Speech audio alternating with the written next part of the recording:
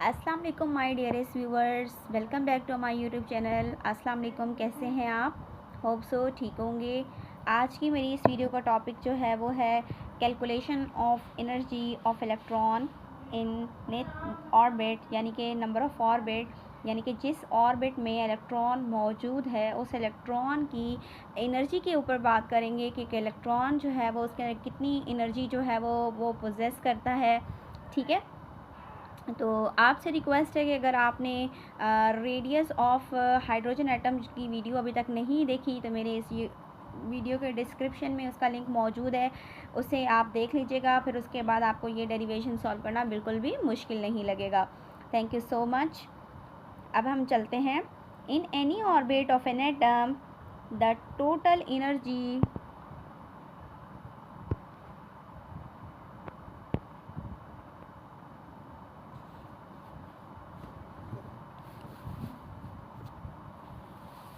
The total energy of an electron is the sum of potential energy and kinetic energy, यानी कि एक electron के अंदर जो एनर्जी मौजूद है यानी कि डेल्टा ई, ये टोटल एनर्जी है। E2 माइनस E1 मीन्स के पोटेंशियल एनर्जी माइनस जो है वो काइनेटिक एनर्जी। ठीक है, यानी कि दो एनर्जी से मिलकर टोटल एनर्जी बनती है। अब ये देखें, ये टोटल एनर्जी है, kinetic energy plus potential energy.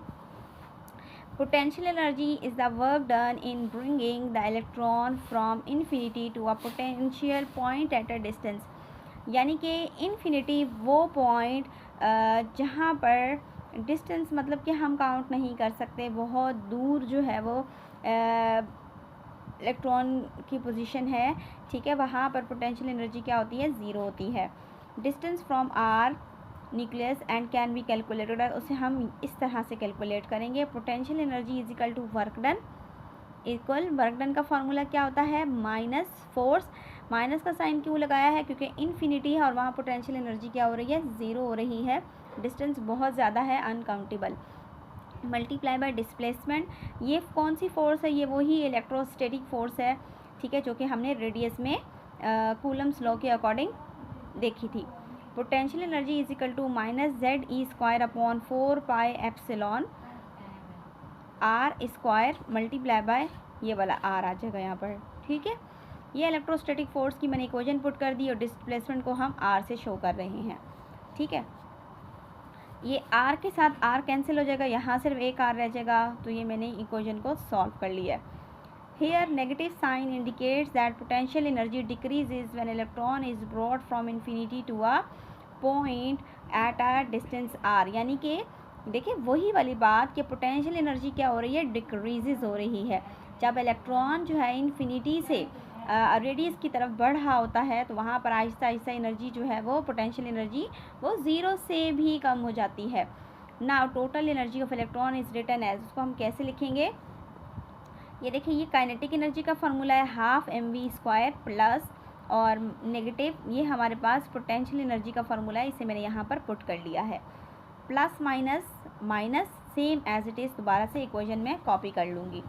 Copy करने के बाद the value of mv² is taken from equation 1 and insert in equation number 5, यानी कि हमें mv² की इक्वेशन लेनी है। इस टेकन फ्रॉम इक्वेशन नंबर 1 से mv² की इक्वेशन उठानी है। इक्वेशन नंबर 1 से हमने mv² की इक्वेशन लेनी है और यहाँ पर पुट कर देनी है। mv² की इक्वेशन क्या है? ZE² upon 4 pi epsilon r minus ZE² 4 pi epsilon r। ठीक है,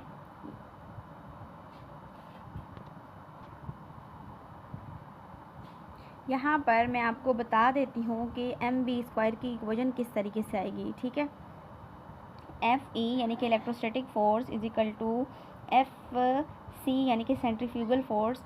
centrifugal force mv² upon r है और Fe क्या था हमारे पास? ZE² upon 4 pi epsilon r², ये था हमारे पास। ठीक है, अब इनमें से ये हमारे पास ये चीज़ कट गई, बाकी ये देखें यहाँ पर क्या रह गया? mv² is equal to ZE² upon 4 pi epsilon.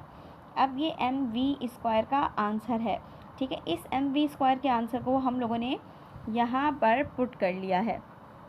ये देखें, इन्होंने यहाँ बात की ना कि हेयर यहाँ पर the value of M V square, इसको हमने यहाँ पर इसकी जगह पर पुट कर लिया। देखें, Z square 4 pi epsilon R, Z square 4 pi epsilon, ये यहाँ पर आर मैंने नहीं लिखा, आर लिख लें, ठीक है, वो हम लोगों ने यहाँ पर पुट कर लिया। होप सो आपको समझ आ गया होगा।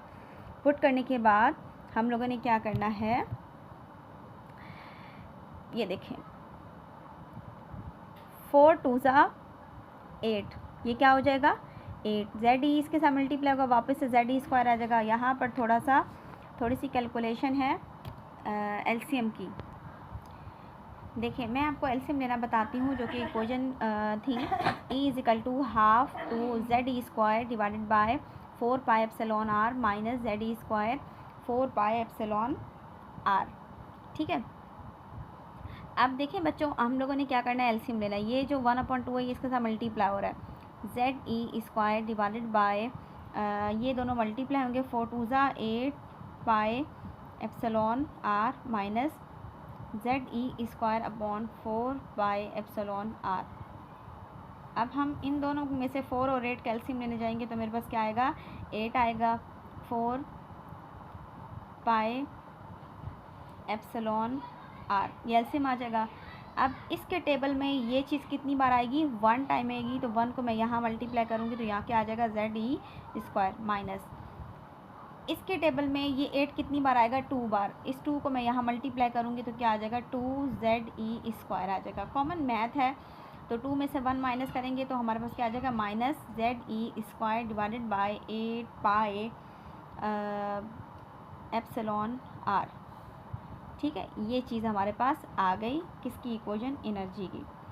अब हमने क्या करना है, ये देखिए इसके अंदर आर है, आर हम फाइंड कर चुके हैं, हमें पता है कि आर की वैल्यू हमने क्या मालूम की थी, बताएं ज़रा मुझे, बताएं क्या थी, epsilon N square H square divided by epsilon N square H square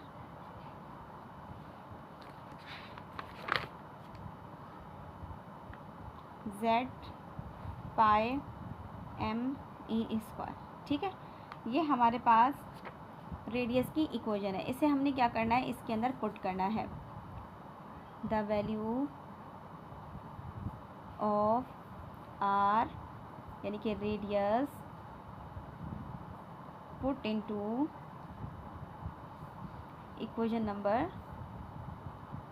4, E is equal to minus Z E square upon 8 pi epsilon, R की जगह पर मैं आर का आंसर रखूँगी, epsilon N square H square upon Z pi M E square, ठीक है बेटा।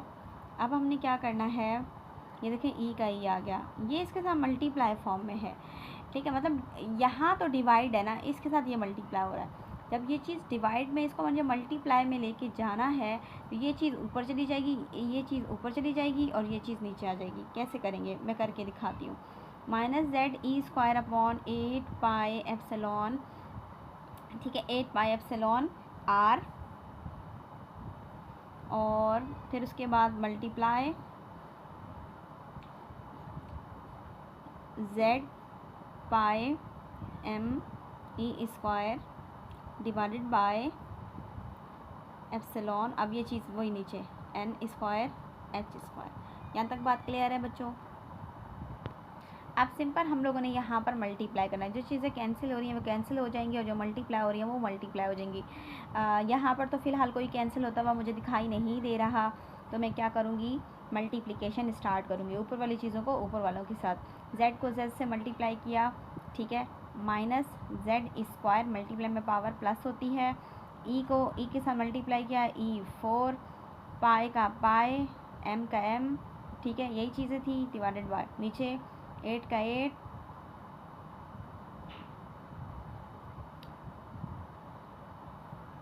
और फिर हमारे पास क्या चीज़ बच गई, epsilon square N square H square.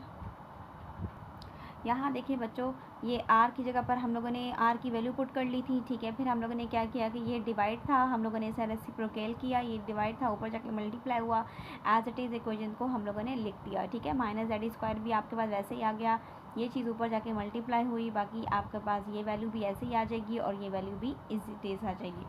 फिर हम लोगों ने क्या किया, ऊपर वाली चीज़ों को ऊपर वालों के साथ मल्टीप्लाई कर लिया और नीचे वाली चीज़ों को नीचे वालों के साथ मल्टीप्लाई कर लिया। हम लोगों ने एक पाई को यहाँ से कैंसिल नहीं किया था, जब हम पाई को कैंसिल कर देंगे तो यहाँ पर पाई हमारा नहीं आएगा, ठीक है। तो क्या क्या चीज़ें बच जाएंगी, देखें दोबारा से रिकॉल कर लें। जेड ई स्क्वायर, ई 4m और 8 epsilon N square and then H square, ठीक है बेटा। फिर हम लोगों ने क्या करना है, कांस्टेंट वाली चीज़ों को अलग कर लेना है और बाकी वाली चीज़ों को अलग कर लेना है। ई इज़ इक्वल टू, ये हमारे पास ये नज़र आ रहा है आप लोगों को, ठीक है। कांस्टेंट चीज़ें कौन कौन सी हैं, minus me4 divided by 8 epsilon square H square, ठीक है, is equal to 1/n square. z यहाँ पर क्या है, z इज़ इक्वल टू 1, यानी कि एटॉमिक नंबर हाइड्रोजन का क्या है 1, इसलिए मैंने यहाँ z नहीं लिखा है, इट्स मीन मैंने वैल्यू पुट कर दी है, ठीक है। तो अब आप गौर से देखें, बहुत ही ज़्यादा गौर से, कि हमारे पास ये तमाम वैल्यूज़ क्या हैं, कांस्टेंट है। इसकी जगह मैं क्या क्या पुट कर दूँगी, k पुट कर दूँगी और बाकी 1/n स्क्वायर आपके पास आ जाएगा। ये हमारे पास एनर्जी ऑफ इलेक्ट्रॉन जो है वो ड्राइव हो चुकी है, k, ठीक है। k जो है मींस के k की वैल्यू यहाँ पर क्या यूज़ कर सकते हैं हम लोग, 2.18 एक्सपोनेंट -18 जूल पर एटम। ये कैसे आई, इनके अंदर आप तमाम कांस्टेंट वैल्यूज़ को जब पुट करेंगे, एप्सिलॉन की वैल्यू मैंने आप लोगों को बताई है 8.85 एक्सपोनेंट -34, ठीक है। उसके बाद चार्ज ऑफ इलेक्ट्रॉन है हमारे पास 1.6 एक्सपोनेंट -19, ठीक है। और प्लैंक्स कांस्टेंट है 6.625 और एक्सपोनेंट -34, ठीक है। और एप्सिलॉन हमारे पास क्या था, उसकी वैल्यू जो थी 8.84 एक्सपोनेंट -12 कूलम स्क्वायर जूल पर मीटर, ठीक है। उसको आप यूज़ करके ये वैल्यू कांस्टेंट इसकी जगह यूज़ कर सकते हैं।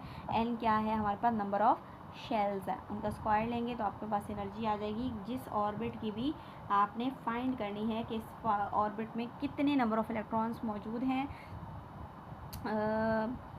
डिस्क्रिप्शन में रेडियस का लिंक भी मैंने दे दिया है, आप लोग उसे देख लीजिएगा, ठीक है। नेक्स्ट वीडियो जो है वो आएगी फ्रीक्वेंसी ऑफ रेडिएशंस, यानी कि कितनी फ्रीक्वेंसी के साथ रेडिएशंस जो है वो इलेक्ट्रॉन में से निकल रही हैं, एटम में से निकल रही हैं। उस चीज़ को हम लोगों ने फाइंड आउट करना है, वो बहुत इजी है। नेक्स्ट वीडियो में इंशाल्लाह जल्दी मिलते हैं। अल्लाह हाफिज़।